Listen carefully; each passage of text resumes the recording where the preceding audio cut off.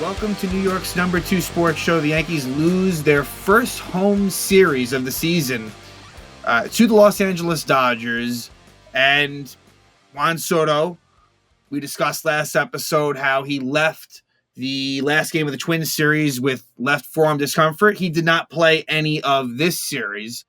Good news is he has not been placed on the injured list at this point. It does sound somewhat promising that he will be back for this upcoming Kansas City Royals series. So that was unfortunate. And I went to that first game of this series, which was a good game. Yankees lost it in extra innings. It's weird how I haven't been to many games the last few seasons, but it seems like the few ones I go to do tend to go to extra innings and also do tend to be pretty low scoring. But that's here nor there. But yeah, unfortunately, no Soto, which, look, you want him to be healthy in the long run. That's the most important thing. But again, for that selfish reason, and then as well for the fact that it is a highly anticipated series versus the Dodgers. So, it'd be one thing if you lost him for, let's say, like a Minnesota Twins series. No offense to them, but the Yankees have dominated them for years. But to not have the Dodgers series, look, it might have been the difference between winning and losing the series. Game 2 ended up being a blowout, but it was close for a while. And then game 1, I do think that's a game where if you have Soto in the lineup, you may have won it. But either way, it could have been worse. And, it's one of those things where the Yankees were able to avoid the sweep. They've not been swept all season, and that still continues, which is good. Yankees record now in the season is 46-21, so still a great record. Still percentage points, I think the Phillies are technically ahead, but essentially tied with the Phillies atop Major League Baseball. But you see some of the weaknesses when one of Judge or Soto are not in the lineup. Speaking of Judge, just unfucking real what he's doing. He's on a 35-game on-base streak that continued. Unfortunately for Anthony Volpe, his ended in the last game of the series, and what sucks about it is that he had a hit his first at bat that was overturned to an out. And I don't really know how there was conclusive evidence to overturn it from a single to an out. It looked like Jason Hayward didn't come up with it fully cleanly, so Volpe's on-base streak ends at 34 games. Judge continues at 35, but just what he's doing is ridiculous after a really, really slow start. He has 24 homers, 59 RBIs. The 24 homers are more, the next closest I think is maybe 20 in Major League Baseball. For Aaron Judge, 59 RBIs. The only player that has more than him in baseball is Jose Ramirez with 62 RBIs. And then the 305 batting average is one of the best, top 10 in Major League Baseball and probably around top 5 in the AL. A 436 on-base percentage, best in the majors, and a 1.139 OPS. That's full season numbers. If you want to cookie cutter that 35 game on base streak, which I think it comes close to coinciding with when Aaron Judge was ejected in that Tigers series. Ever since around then, he has just been on another planet. It's crazy. And so this series, he was great. So even though the Yankee offense did not do a whole lot, really all series, Judge was a beast. That's all I can say. We're witnessing just pure greatness with Aaron Judge. And sometimes I find myself almost taking it for granted. He is just, it's just different with him. But beyond that, though, definitely some struggles offensively. And mainly the one that comes to mind is Anthony Rizzo, who was benched for the third game. And it sounds as if, and I don't disagree with it, sounds like he won't play the first game of the World Series either. Him taking a seat is the right thing to do. He has just been bad for a while now. Lack of extra base hits, lack of walks. For him, he's batting .224, 7 homers, 25 RBIs, a .285 on base percentage. That might be the worst thing of it all. And the OPS 624, really, really bad. He's really not hitting for much of any power and not getting on base at all either. So Rizzo, it's really unfortunate because he was hitting the ball so well before that concussion last season. He was doing very, very well. So we'll see what happens with him, but it's not great. And what else? Giancarlo Stanton, who was coming into the series really hitting the ball well. Sure, were there games here and there where he wasn't great? Yeah, but I thought he was doing really well. this was a really rough series. He went about like 0 for 13 with 6 strikeouts, somewhere in that range, somewhere within that. Maybe I'm going to bat off, but not a great series for Giancarlo. And it's important with Soto out for him to step up. That didn't exactly happen. For Gleyber Torres, a couple of really bad defensive miscues, especially in game 1, where he went nonchalant for a pop-up, one-handed, sort of made it way tougher than it needed to be, and he dropped it. Luckily, it didn't cost them, as that runner ended up getting picked off, I think is what happened, the one that reached. But Gleyber, that was bad. And then game 2, he had an error which kind of opened the floodgates as well. That one did cost him. So kind of frustrating where Boone defends Gleyber so much so. But I understand that like you're going to defend your players, but it's taking it a little bit too far. And then also Trent Grisham comes to mind, where Grisham, with Soto out, like he's going to basically be playing until he comes back. Grisham will be playing every day, starting center field. And for him, if you remember, he had actually started the previous game because they gave Verdugo the night off. And so he had a home run in that last Twins game. The bat's actually looking better. I mean, it can't look much worse than what it had been. But he had a fuck up in the first game where he tries to lay a couple of bunts down unsuccessfully, and he was unable to get the runner over in the bottom of the 10th inning. So there was that negative side, but he was able to hit the big blow in game 3, a 3-run homer. And when he was up, the crowd was chanting, "We want Soto, we want Soto." And Grisham delivers with the 3-run homer to go from down 3-2 to up 5-3. So good for Grisham. If there's one thing that he can do, I guess a couple of things. Like he's not going to hit for a good batting average. He's going to strike out a good amount, but he can hit some homers and he can walk. He is kind of that Brian Cashman type of guy. And so he's been bad, but he's not this bad. And so, he's definitely looks a little bit better at the plate lately, at least from a power standpoint, and getting on base a little bit too. It seems like he's been drawing some walks. So anyway, let's jump right into it. There is one transaction that comes to mind, and it was Dennis Santana. And this was overdue, in my opinion. Dennis Santana was designated for assignment after game 2. Now, he had thrown a lot of pitches lately, specifically in the second game. Oswaldo Cabrera actually had to come in and pitch. But Dennis Santana designated for assignment. I wouldn't be surprised if another team, if he is picked up by another team. He's one of those guys that bounces around. And Ron Marinaccio is called up, which was deserved. He had been doing well in the majors, well in the minors. So it makes the team better, in my opinion, for now. Because Marinaccio, when he's at his best, can be a bit of a weapon.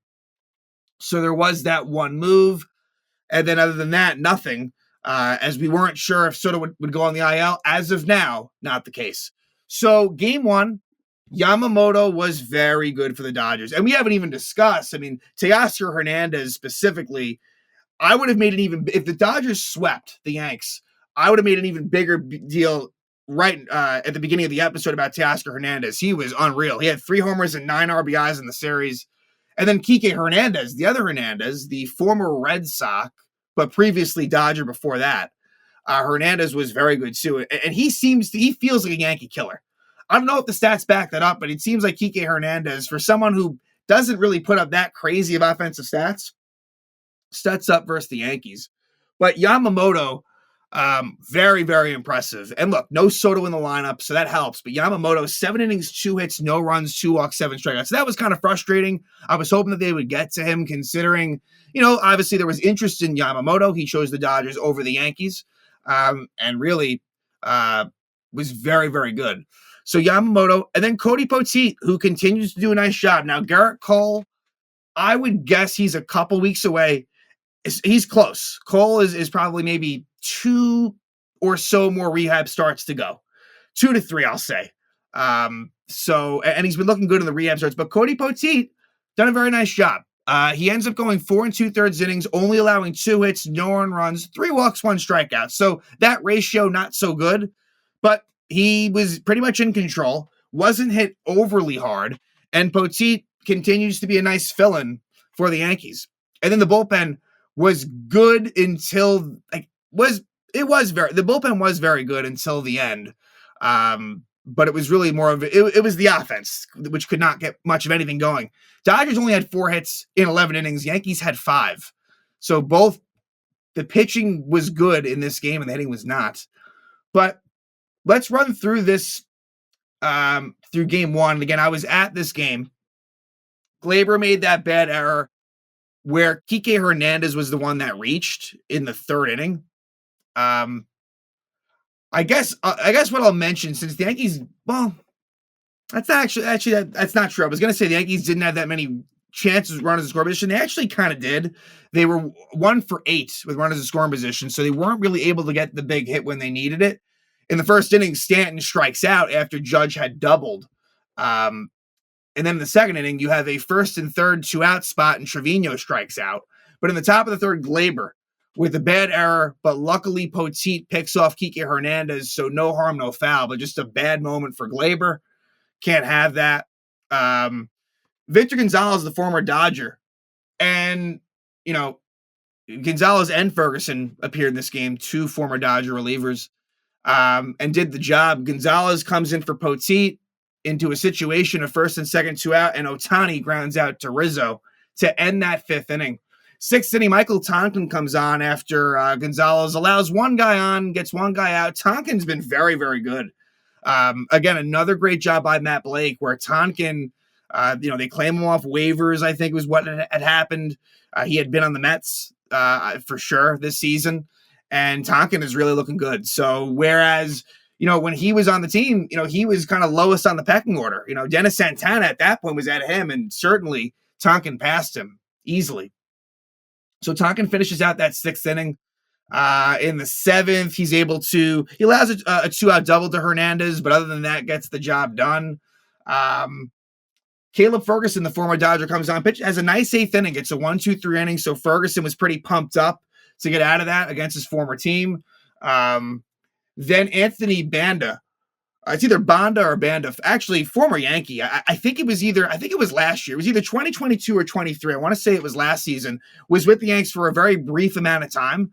He actually allows a couple of 2-out singles, Volpe and Verdugo. So Blake Trinan, who's been excellent for the Dodgers, comes in, walks Judge. Great at bat by Judge, and then Stanton gets under one. When he first hit it, I wasn't sure, but clearly got under it and flies out with the bases loaded. So it remains scoreless. 9th inning, Clay Holmes, 1-2-3 inning. Daniel Hudson comes on for the Dodgers. He pitches a 1-2-3 bottom of the 9th. Then we get extra innings, and obviously you have the runner on second base. Here's where things get kind of interesting.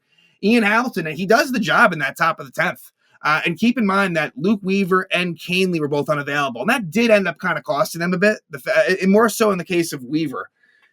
Because Hamilton kind of got stretched out longer than he would have than you would have wanted him to, and he kind of came in sooner than maybe you would have wanted him to as well.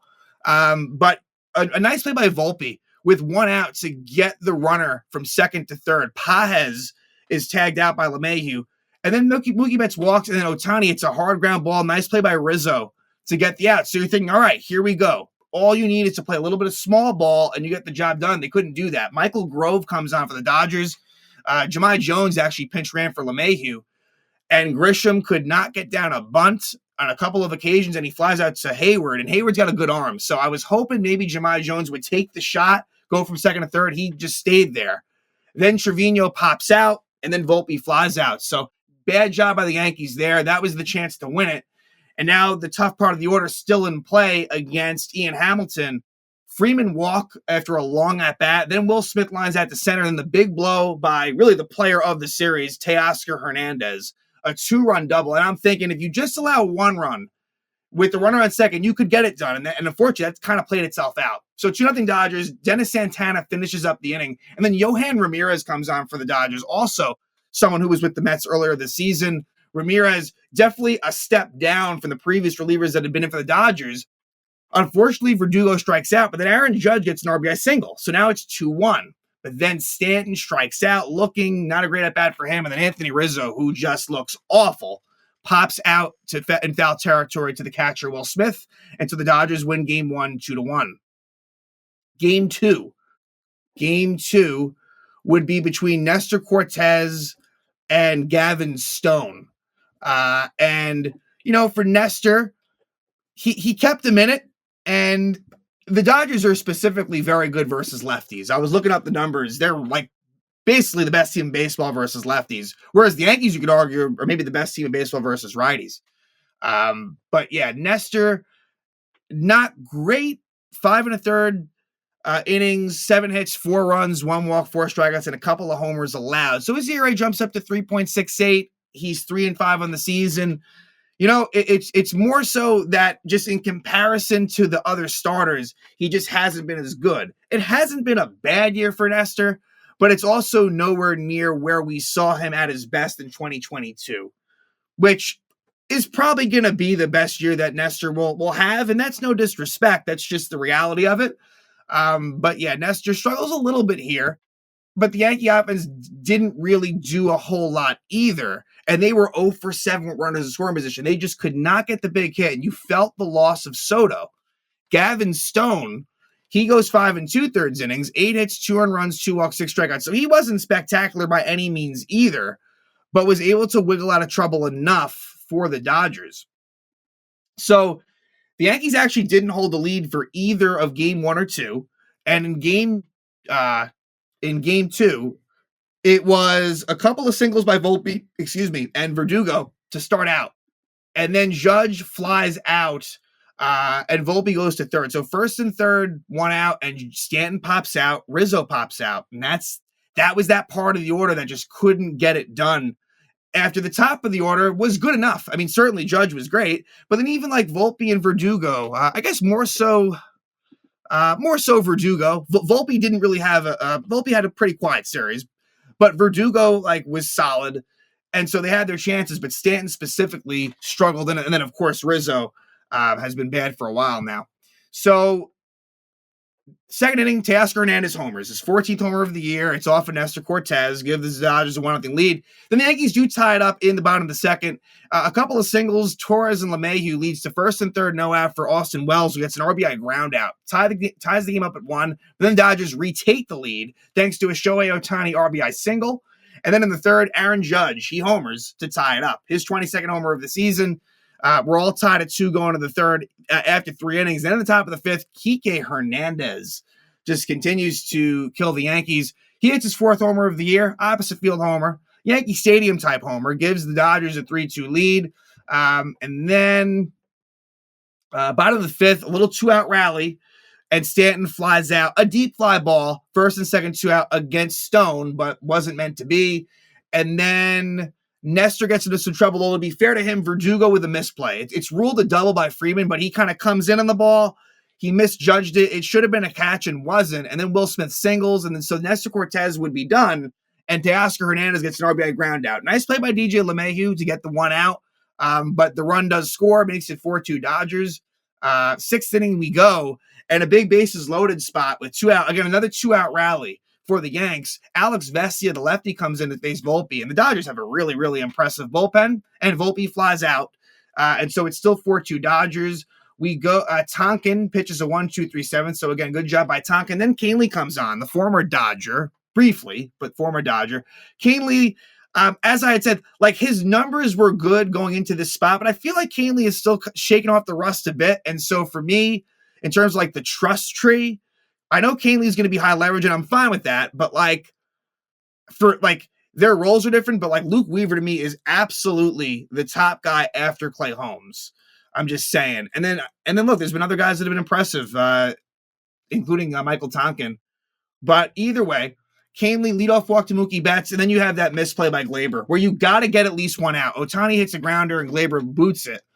And then with 2 out, Will Smith walk leads to a base. Sorry, not with 2 out, with 1 out. So it's bases loaded, 1 out for Teoscar Hernandez, and he hits a grand slam. His 15th homer of the season, makes it 8-2, and that puts the game out of reach right there. Dennis Santana comes on to relieve Canely at that point. We go to the 9th, and Santana runs into trouble with 2 outs. It was partially his fault where he doesn't cover first base, where Mookie Betts hits the ground to Rizzo. Granted, it was kind of closer maybe to Glaber, but he doesn't run over there, Santana. Betts beats it out, and then you get an Ohtani walk. 2-run double by Freeman makes it 10-2. A walk to Will Smith. Santana ran out of gas, and that was the last that we'll probably see Santana as a Yankee as he was designated for assignment. As Waldo Cabrera comes on to pitch, walk to Teoscar Hernandez, bases loaded walk for Andy Pages, makes it 11-10, but 11-2 before a ground out by Rojas ends the inning. And then for good measure, Aaron Judge does homer again in the ninth inning. It's off of Ryan Yarbrough, his 23rd homer of the season. And so the Yankees lose 11-3. And so now they're trying to salvage the last game of the series, and a great pitching matchup. And it kind of did deliver, although both pitchers did give up their fair share of runs. It was Tyler Glasnow versus Luis Gil, which you could argue, although I'm not thinking about it too hard in the moment. Like, look, if you told me that was like your all-star starting pitching matchup, Glasnow versus Gil, I wouldn't really bat an eye. Again, I'm not really thinking much about the National League, but, I'm sure like Ranger Suarez comes to mind in terms of his low ERA, but Glasnow's numbers are really, really impressive. He gets so many strikeouts. He ended up getting 12 strikeouts in 6 innings, but he lost. He ends up giving up 5 earned runs, 8 hits. So the Yankees are able to get to him. And then Luis Gil, his streak of like going at least 6 innings and allowing like 1 run or fewer, that comes to an end. He goes 5 2/3, 5 hits, 3 earned runs, 1 walk, 5 strikeouts. He kind of ran out of gas towards the end. It wasn't a bad outing for him, but he's been so good that this was a little bit worse than that. But you're facing a really tough Dodger lineup, so his ERA jumps just above 2 to 2.04.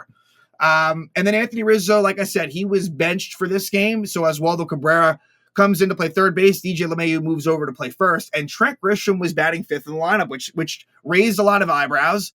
But I'm not saying I agree or disagree, but they love having that lefty breaking up the righties. And so Grisham was that lefty that batted 5th. Let's jump to, I already discussed earlier about the Volpe play, which was overturned, which in turn ended his on-base streak at 34. But let's go to the bottom of the third. Yankees take the lead. Oswaldo Cabrera hits his 5th homer of the year. It goes off of that right field foul pole. And what I'll say with Oswaldo, like the numbers are not great at this point, but he's had some pretty big moments. And like he's had some homers against some pretty quality pitching. I want to say that he had a big homer against Corbin Burns in a Burns versus Gil matchup. And so now that may have even been his last homer. But yeah, Oswaldo makes it 1-0 Yankees. And then later in the inning, with 2 outs, Verdugo doubles. And then I don't know why they didn't pitch around Judge. You have 2 outs, base open, Stanton on deck who's struggling, but they pitch to Judge and he gets an RBI double. To be fair, Andy Pages probably should have caught this. This could have been an error, but it was hit well. And so Judge just continues to be an extra base hit machine. He has 46 extra base hits this year. The next closest in all of baseball is Ohtani at 35.